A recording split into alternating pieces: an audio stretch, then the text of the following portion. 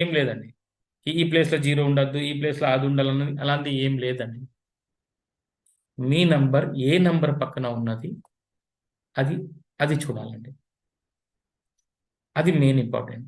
ఇవన్నీ 9కి 9 గ్రహాలు. దీన్ని మీ గ్రహానికి సంబంధించి చూసుకొని, ఏ గ్రహ ప్రక్కన ఏ గ్రహం ఉన్నది అది చూసుకోండి. ఇక్కడ 0 ఉన్నదా? ఫిఫ్త్ ప్లేస్‌లో 0 ఉన్నదా? ఫోర్త్ ప్లేస్‌లో 3 ఉన్నదా? అది దొరకాయండి నంబర్‌లు. అలా మిమ్మల్ని చాలా కన్‌ఫ్యూజన్ చేసేస్తారండి. ఎందుకంటే మీ మైండ్ మార్చేదానికి ఏదైనా చెప్పగలుగుతారండి. మిమ్మల్ని డైవర్ట్ చేయడానికి ఏదైనా చెప్పగలరు. సింపుల్ మెథడ్ ఒకటే. ఏ గ్రహం పక్కన ఏ గ్రహం ఉండాలి అది చూసుకుంటే సరిపోతదండి. ఇంకా వేరే రకంగా ఏం లేదు. ఈ ఈ నెగెటివ్ నంబర్ ఏంటిది?